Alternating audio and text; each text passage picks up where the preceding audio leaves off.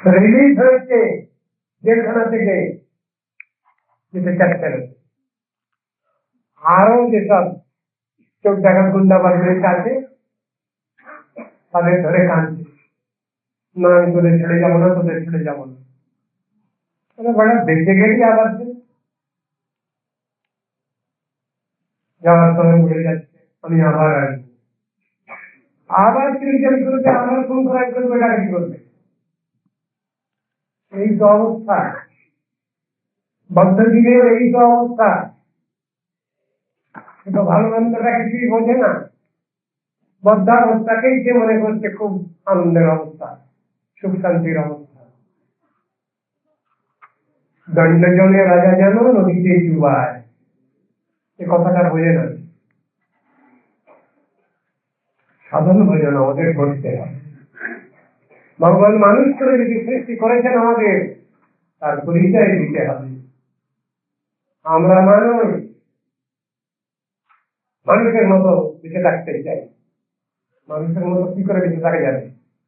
মানুষের মতো কাজ করলে তো, পশুচিত কাজ যদি হয়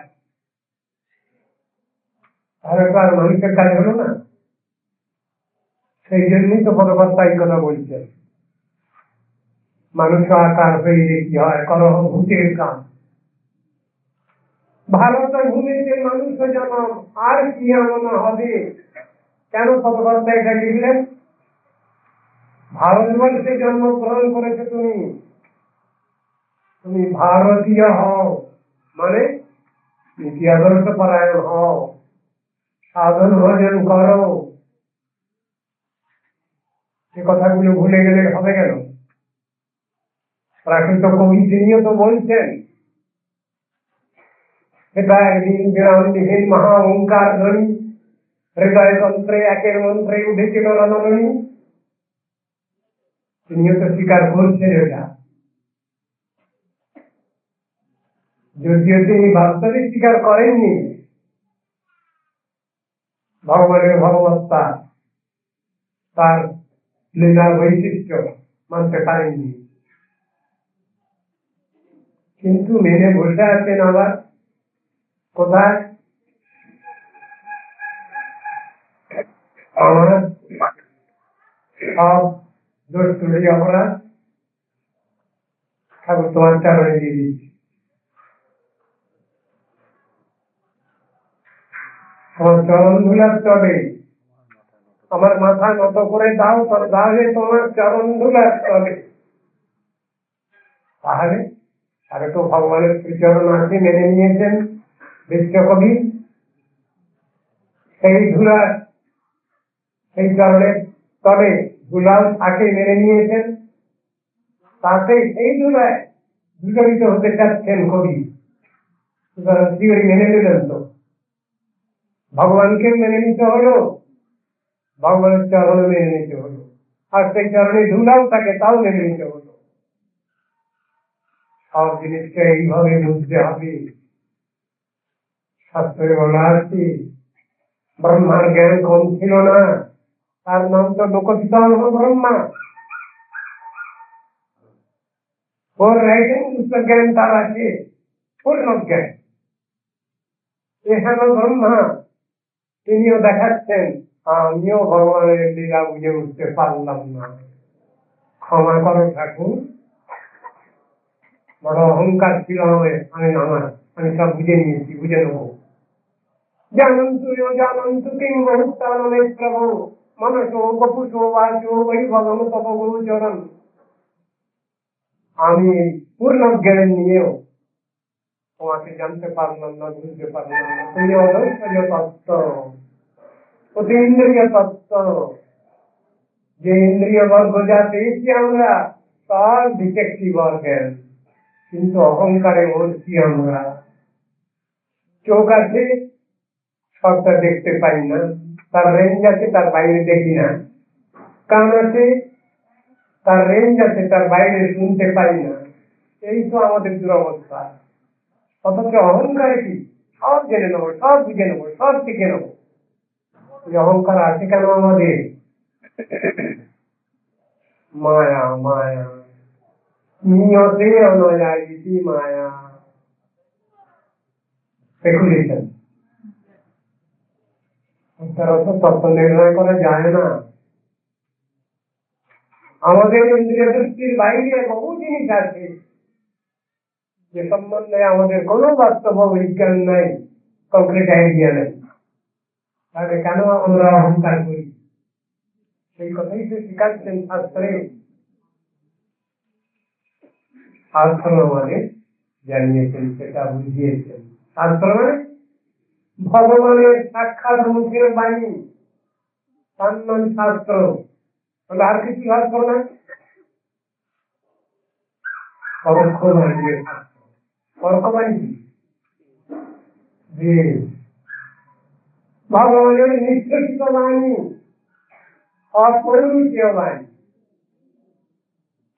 ইনডাইরেক্ট। পরোক্ষভাবো এতোয়ম বালানামনুশাসনম কর্মবন্ধনমুক্তায় বিভক্তি জগদম যথা। বাচ্চা শিশু আমরা, ভগবানের সন্তান আমরা, কিন্তু সেই চিন্তা কোথায়? শাস্ত্র যে বলছেন সন্ন্যন্ত ভিত্তি অমৃতস্য পুত্র, বলে যাচ্ছি কেন আমরা? অমৃতের সন্তান আমরা, ভগবানের সন্তান।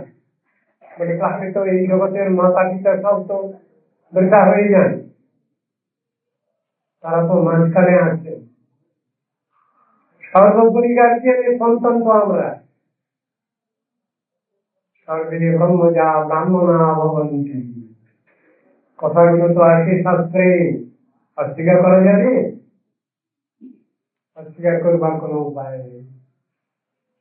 আমরা যদি সবাই ভগবানের সন্তান, তাহলে আবার কেউ ব্রাহ্মণ, কেউ ক্ষত্রিয়, কেউ বৈশ্য, কেউ শূদ্র, এসব কেন হচ্ছে? গোত্র জিজ্ঞাসা করলে আমরা সবাই মিলে তো বলি ঋষির না, কোন ঋষির না। ঋষিগণ কি ছিলেন? ব্রাহ্মণ ছাড়া অন্য কিছু ছিলেন? তা তাদের সন্তান হয়ে আমরা বিভিন্ন রকম ধরনের হয়ে গেলাম কেন? এর ইতিহাস কি? শাস্ত্রের ইতিহাস বলা আছে। আমরা যথার্থ ভাবে আমাদের সেই ধর্ম পালন করতে পারি নাই। সেই কথাই বলা আছে।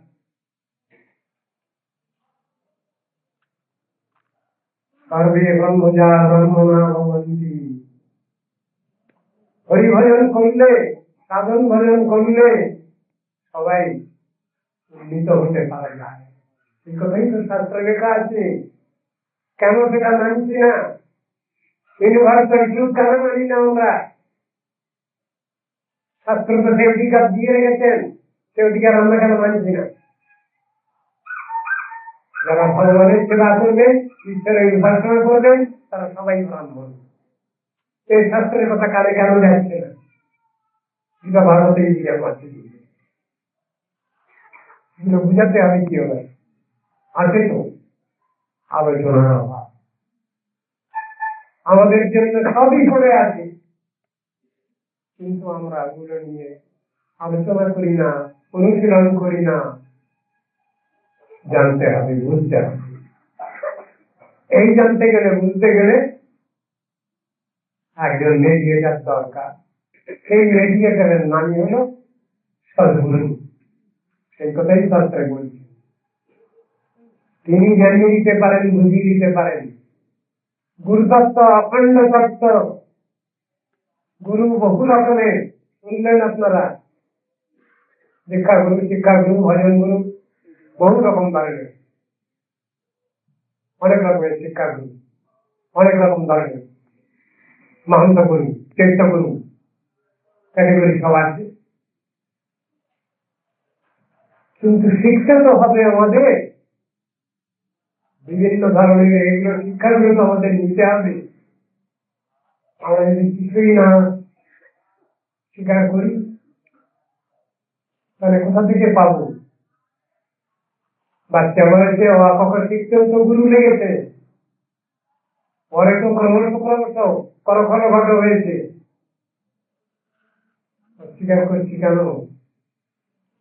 আমার থেকে যারা কিছু জেনেছেন, কিছু বেশি বুঝেছেন, তাদের তো মানতেই হয়, তাদের কাছ থেকে তো শিক্ষা নিতে হয়। আমরা এটাকে ইগনোর করছি কেন? এটা কি বুদ্ধিমত্তা? সব জিনিসটা কি আমরা নিজেরা আমাদের ইন্দ্রিয় বৃত্তি দিয়ে যাচাই করে নিতে পারি? এ ক্ষমতা আছে? এ ক্ষমতা যাদের আছে তাদের আধ্যাত্মিক বলে। আর অগর্ভবাদী মানে অগর্ভবাদী বলে না। লজিক যেমন ডিডাকটিভ ইন্ডাকটিভ, এইরকম তার বিচারের মধ্যে পরমার্থ ক্ষেত্রে এইসব বিচার দেওয়া অস্বীকার করা যাবে না। যারা পরমার্থে প্রবেশ করছেন তাদের কথা বুঝতে পারা যায় না। এখানে এতক্ষণ ধরে যে স্বামীজিরা ভক্তির কথা বললেন, সাধন ভজনের কথা বললেন, কতটুকু বুঝলাম আমরা? বোঝা হচ্ছে না তো, কেন পরিভাষা জানি না তো। আমি যদি দর্শন শাস্ত্র পড়েছি তাহলে দার্শনিক পরিভাষা বুঝবো, পড়া হয়নি তো, কি করে ধরবো? যিনি যে বিষয়ে শিক্ষালাভ করতে চান তাকে সেই বিষয়ই তো ভালোভাবে পড়তে হবে, তো হচ্ছে না। পরমার্থ ক্ষেত্রে যে অনুশীলন, এই অনুশীলন তো পৃথক জিনিস। সেখানে জানতে গেলে সেখানে কৈফিয়ত প্রমাণের কোনো কথা নাই। तद्विधि प्रणिपातेन परिप्रश्नेन सेवया उपदिष्टन्ति ते ज्ञानं ज्ञानिनः तत्त्वदर्शिनः। তত্ত্বদর্শী সদ্গুরু তিনি দেখবেন একে উপদেশ দেওয়া যাবে কিনা, এই উপদেশ শুনবে কিনা, এই উপদেশ মানবে কিনা, সেই বুঝেই তো তাকে উপদেশ দেওয়া হবে, সেই ঘরে তাকে উপদেশ দেওয়া হবে। সবটা সকলকে বলতে হবে না। গন্ডগোল তো এইখানে হয়ে গেছে। সব জিনিসটাই আমাদের বুঝতে হবে, সবটাই শুনতে হবে, বিচার বিবেচনা করতে হবে। ভগবান বিচার ক্ষমতা দিয়েছেন আমাদের। সর্বং যৎকিঞ্চ জগৎযাং জগৎ তেন তত্তেন ভুঞ্জিতা মাতৃকা সিদ্ধান। ভুললে হবে না, মাথা ঠান্ডা করে বুঝতে হবে। কেন আমি ঝগড়া বিবাদ বিসম্মদে যাচ্ছি? কেন আমি ঈর্ষা হিংসা মস্তকে প্রবেশ করছি? কেন আমি দম্ভ দর্প অভিমান অহংকারে প্রবেশ করছি? কেন আমি ঝগড়া বিবাদ বিসম্বাদে প্রবৃত্ত হচ্ছি? এই সব শিক্ষাগুলো রয়েছে আমাদের জন্য পরমার্থ শিক্ষা, আত্মকল্যাণ তো বহু দূরের কথা। সাধারণ জগতের ডিসিপ্লিন নিয়ে আমরা মানতে চাচ্ছি না। পরমার্থ তো দূরে পড়ে আসছে। পরমার্থ মানে ভগবান, পরমার্থ মানে ভক্ত, পরমার্থ মানে ভক্তি মহাদেব। জ্ঞান জ্ঞেয় জ্ঞাতা ত্রিগুণী বিনাশ করে বসে আছি আমরা, ওটা কিছু দরকার নেই। সব সমান, সবই এক করে দিতে চাচ্ছি। ভালোকে খারাপ করবো না, খারাপকে ভালো করবো। প্রমোশনটা কাকে কিভাবে প্রমাণ করবো? সাম্যবাদ সাম্যবাদ যে খেলাধুলি হচ্ছে বাজারে, সাম্যবাদ কেউ ব্যাখ্যা করতে পারবেন? ঠিক আত্মধর্মে সাম্যবাদ, অন্য কোনো ভাবে সাম্যবাদের কোনো কথা আসে না। আর কথাগুলো তো শাস্ত্রের কথা, সে কথাগুলো রাজনীতি ধার করছেন কেন? ইকুয়ালিটি, লিবার্টি, ফ্রেটার্নিটি, এ কথা তো শাস্ত্রের কথা, এটা তো রাজনীতির কথা নয়। এ কথাটা শাস্ত্রেরই কথা, শাস্ত্রের কথা আবার ধার করার দরকার নেই। রঘুনন্দন ভট্টাচার্য তিনি স্মৃতি একখানা আলাদা করে করেছেন, এই কয়েকশো বছর হয়েছে। সমগ্র ভারতবর্ষ তো চলেছে বৈষ্ণব স্মৃতিতে, শাশ্বত স্মৃতিতে চলেছে, কিন্তু তিনি তার বাহাদুরি বজায় রাখতে পারেননি। যেখানে তিনি পজিটিভ সাইড পাননি সেখানে একরকম করেছেন, আবার নেগেটিভ সাইড যেখানে খুঁজে পাননি সেখানে তার শাস্ত্রের পজিটিভ সাইড নিতে হয়েছে। তাকে প্রমাণ রূপে তাহলে তার কি বাহাদুরি রইল? সব জিনিসের মধ্যে তো এরকম বিচার আছে। তত্ত্ব দর্শন যেটা, সেটা কখনো উল্টে পাল্টে যায় না, চিরদিন একই অবস্থায় থাকে, তার কোনো পরিবর্তন হয় না, আর কোন রকম ধরনের পরিবর্তন হয় না। তাকেই বলে তত্ত্ব দর্শন, তাকেই বলে তত্ত্ব সিদ্ধান্ত, চিরদিন একইভাবে থাকে। ভারতবর্ষে বাস করি আমরা, ভারতের সংবিধান মানি। কেন মানি? আমার নিজের জন্য। আমি নিজে থেকে সুবিধা পাবো, আইনের সুবিধা পাবো, এই জন্যই মানি। শাস্ত্র হচ্ছে পারমার্থিক সংবিধান, স্পিরিচুয়াল কনস্টিটিউশন। এটা কেন মানব? যদি প্রশ্ন করা হয়, মানতে বাধ্য। যদি আমি না মানি তাহলে আমাকে কেউ মানবে না, আমাকে কেউ মানুষ বলে মানবে না, এই জন্যই মানতে বাধ্য হয়। সব প্রশ্নের উত্তর দেওয়া আছে পরমার্থ জগতে, পরমার্থ ক্ষেত্রে। আমরা যদি আলোচনা করি, ভাবে যদি সাধন করি, যত রকম ধরনের ভুল আছে আমাদের জীবনে কমনের সব সংশোধিত হয়ে যাবে। উন্নত জীবন আমরা যাপন করতে পারবো, এতে আমাদের জগতে খাওয়া পড়া থাকার কোনো অসুবিধা হবে না। আমরা নীতি আদর্শ মেনে নিয়ে এই জগতে বসবাস করবো। কেবল শুধু খাওয়া পড়া থাকা নয়, god give us our daily bread, সকলের জন্য সমান ব্যবস্থা নাই কি? আছে তো, কিন্তু আমি বুঝি না, মাথায় ঢোকে না। সেই জন্য স্পেশাল ভাবে কিছু আমার স্পেশাল কিছু চাহিদা আছে। সব রকম ধরনের চাহিদা থাকতে পারে যদি আমি ভক্তি বৃদ্ধিকে নিয়ে চলি, কোনটাই অসুবিধা নেই। কিন্তু ভক্তি বৃদ্ধিকে বাদ দিয়ে যদি আমি সংসারে চলতে চাই, তাহলে তাকে মনুষ্যত্ব বলে সেখানে প্রমাণ কিছু হয় না। আমি মানুষ, প্রমাণ করা যায় না। স্বয়ং ভগবান নিজেও বলছেন, সত্যং ব্রবীমি মনুজা স্বয়ং ঊর্ধ্ববাহু যো মন মুকুন্দ নরসিংহ জনার্দনেতি জীব জপতি অনুদিনম মরণের নেবা আসাম কষ্ট সদৃশায় তদন্মভীষ্যম। ভগবান প্রবলেন দিচ্ছেন, সর্বশক্তিমান ভগবান, তার উপরে কথা বলার কারো কোন শক্তি নাই, ক্ষমতা নাই। তার নাম ভগবান। আর জীব ভগবানের অধীনে স্বাধীনতা, পরতন্ত্র স্বাতন্ত্র, তারা এত অহংকার দিলে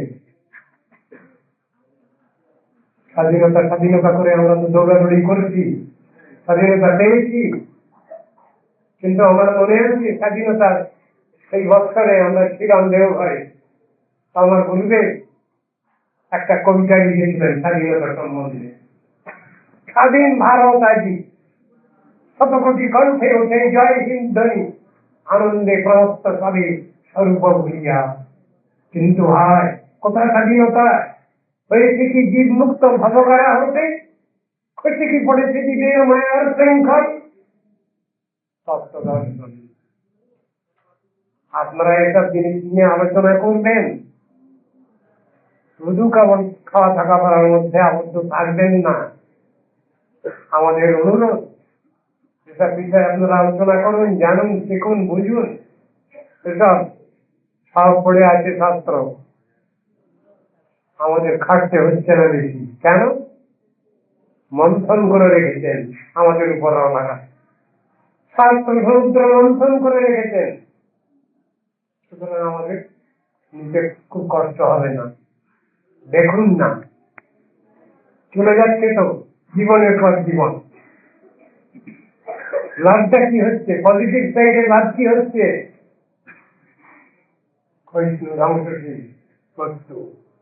সাধন ভজন করে দেখুন, সংসারে যে দুঃখ কষ্ট জ্বালা যন্ত্রণা এটা দিয়ে রেখেছেন, ভগবানের পর রাগ করবেন না আপনারা। এটাও আমাদের মঙ্গলের জন্য। কেন? এই ভগবান মঙ্গল ভগবান, তিনি আমাদের মঙ্গল চান, কিন্তু পরীক্ষা আছে। সে পরীক্ষা আমাদের দিতেই হবে। পরীক্ষা না দিয়ে কোনো উপায় নেই, পরীক্ষায় বসতেই হবে। ভালো করে পড়তেও হবে, পাঠও করতে হবে, আনফেয়ার জিনিস নিতে হবে না, অথচ পরীক্ষা দিতে হবে, পাঠ করতে হবে। সব জিনিসটা চাই, সাধন ভজনটা চাই। ভগবানের কাছে চাইলেই সবটা পাওয়া যায় না, পরীক্ষা দিয়ে পাঠ করতে হয়। পরীক্ষাই দেবো না আমরা, আবার পাঠ করে কথা কি আছে?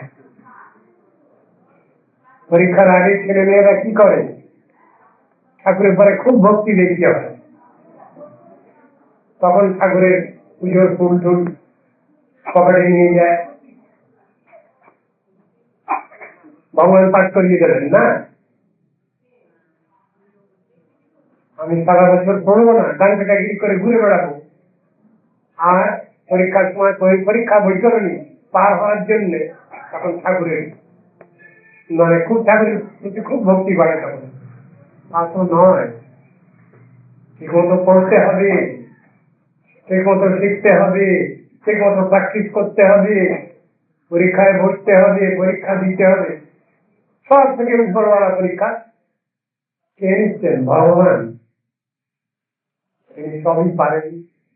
কর্তব্য কর্তব্য ভাগ তুমি ঈশ্বর, আর সব ক্ষমতা আছে সর্বশক্তিমান ভগবান।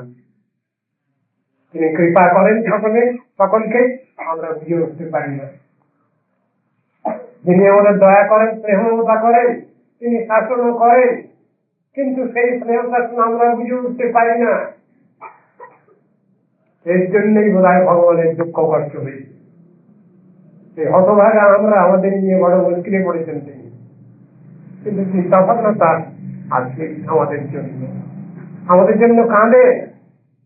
ভগবানকে কি বলা হয়? ভক্তকে বলা হয়, ভক্তকে কি বলা হয়?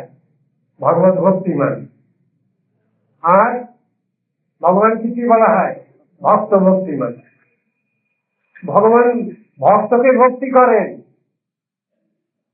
আর ভক্তের দৃষ্টান্ত কি? ভগবত ভক্তিমান। কথাগুলো তো আছে। পার্বতী জিজ্ঞাসা করেছেন শিব ঠাকুরকে, কার আরাধনা করবো? চক্রে উত্তর দিয়ে দেবেন, আরাধনা সর্বেশাং বিষ্ণুর আরাধনা ফলম। কেন অন্য আরাধনা ফলম বলে দিতে পারতেন, কেন বললেন না? শিব ঠাকুর বিষ্ণুর আরাধনা কেন করতে বললেন? কৃষ্ণের আরাধনা করতে বলছেন কেন? অন্য আরাধনা করতে বলতে পারতেন তো তিনি, কিন্তু উপরওয়ালা আমাদের গার্জিয়ান। তথাপি জিজ্ঞাসা করেছেন পার্বতীজি, এর থেকে আর কিছু বড় কথা আছে নাকি? হ্যাঁ আছে। তস্মাৎ পরপরম দেবী জ্ঞানং সমর্চনম। সেই ভগবানের সেবা, যিনি বা যারা শিক্ষা দেন তাদের সেবা করা আরো বড় মাধ্যম, প্রপার মিডিয়াম এই গুরু বৈষ্ণব। এই কথাই বলা আছে। জিজ্ঞাসা করেছেন প্রথম প্রশ্নে, তুমি আমি এলাম কোথা থেকে? পার্বতীজি জিজ্ঞাসা করছেন শিব ঠাকুরের কাছে, উত্তরটা কি আছে? হেতু ভূতে না যাতা মহেশ্বরী কারণ সর্বভূতানাম এক পরমেশ্বর। এই ভগবান থেকে তুমি আমি এসেছি। উত্তরটা দিয়ে দেবেন কে? ব্রহ্মাজি দিয়ে দিলেন। ঈশ্বর পরম কৃষ্ণ সচ্চিদানন্দ বিগ্রহ অনাদিরাদির গোবিন্দ সর্বকারণ কারণ। দ্বিতীয় প্রশ্ন ছিল ওইটা, কার আরাধনা করবো। তৃতীয় প্রশ্ন, কোন নাম জপ করবো। নাম জপ করার ব্যবস্থা কি সব আমরা সব বড় বড় ব্যবস্থা হতো না। শাস্ত্রে রয়েছে, বেদে উপনিষদে রয়েছে ব্যবস্থাটা। হরে কৃষ্ণ কৃষ্ণ কৃষ্ণ হরে হরে, হরে রাম রাম রাম হরে হরে। শুনতে বাংলা মনে হয় না, ওটা সংস্কৃত, সব সম্বোধনের পর।